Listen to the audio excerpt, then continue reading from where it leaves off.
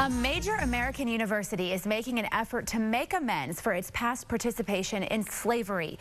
Georgetown University in Washington, D.C. is offering priority admission to descendants of slaves owned by Maryland Jesuits. In the 1800s, two Jesuit priests sold some 272 slaves to help pay off the debts of Georgetown University. The nation's oldest Catholic university will also rename the two buildings that were named after the priests who sold those slaves nearly 200 years ago. And it plans to create a memorial to the slaves and establish an institute for the study of slavery and its legacies. Is this apology necessary after all these years, and why now? That's our topic this half hour. We want to hear from you on our Fox 26 Facebook page. You can also weigh in on Twitter. Just send us a tweet at Sally Mack, Fox 26. Joining us live in the newsroom is our panel led by our senior legal analyst, Chris Tritico, our Democratic media consultant, Mustafa Tamiz, and Republican strategist, public policy analyst, Jackie Bally. So what do you all think about that? Is the apology necessary now? What does it mean for other colleges? Will they follow in the footsteps of Georgetown? I don't know how many colleges in the country had slaves like Georgetown, and I don't know what prompted Georgetown to take this drastic step and do this. As our country grapples with racism, and we look at racism and issues in policing and getting past the issues that we are, maybe that's what prompted Georgetown to do this. What is the issue today that causes Georgetown, Mustafa, to say we have to address something that happened 200 years ago? You know, our faith tradition teaches us that if you wrong someone, that you should apologize and make amends, regardless of which faith tradition you come from. And setting an example for the rest of us on how to deal with this is leadership. And I think that the president of Georgetown and the university board should be commended for taking a step forward and showing us how to actually grapple with these issues that are complicated, that are difficult, that are painful, but yet do need to be resolved in our society.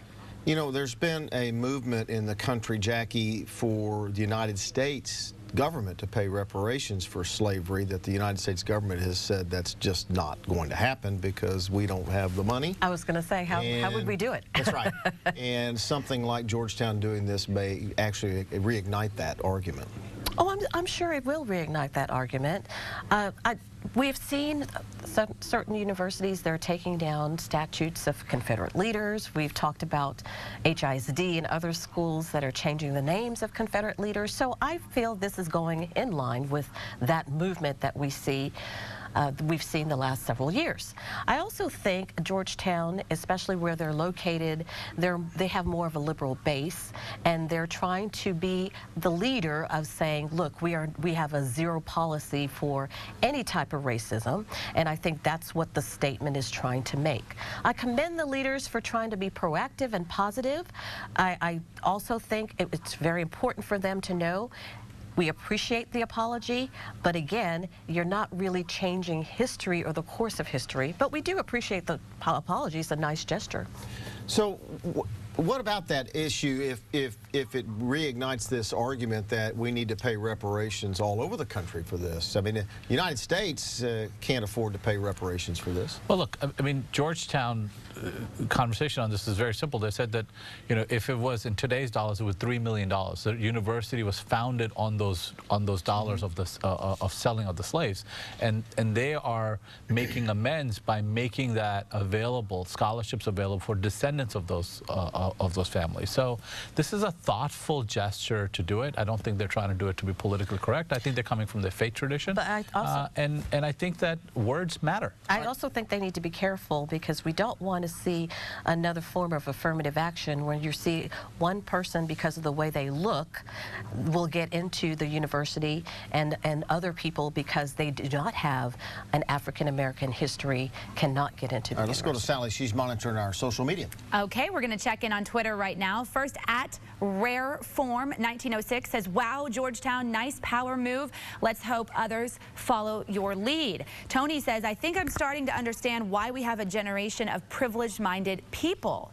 And this person says, I think Georgetown should give preferential admission to people who can prove their families have no history of slavery, therefore no racism. And finally, Hope Adams 3 says, yes, I am sympathetic to those who were victims of slavery, but Georgetown does not owe an admissions advantage to anyone. Well, I think that's probably right. They don't owe anybody anything, but your point is that if you're going to acknowledge that you made a mistake, this is the way to do it. Now, Jackie said that I think, and I don't want to, we only got a minute left, I don't want to misquote what Jackie was saying, but she doesn't want to turn this into another form of affirmative action. That's exactly what I said. Well, the university was founded on the money that was earned by selling these slaves.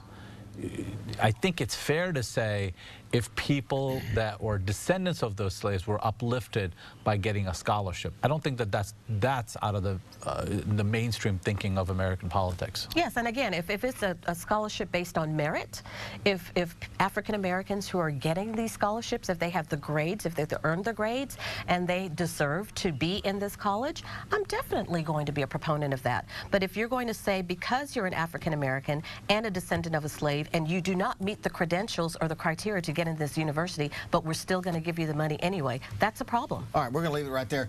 We're going to be back in 20 minutes with another really good topic. Guess what, Sally? We're going to talk about, you know it, the election. The election, But all right. The latest from the campaign trail. We look forward to it. We're going to send it. Yep. Go to Facebook. We're Okay. going to be behind the scenes on Facebook Live. Get your questions ready. You can ask us anything as long as it's not too personal. All right. All right. Thanks, guys.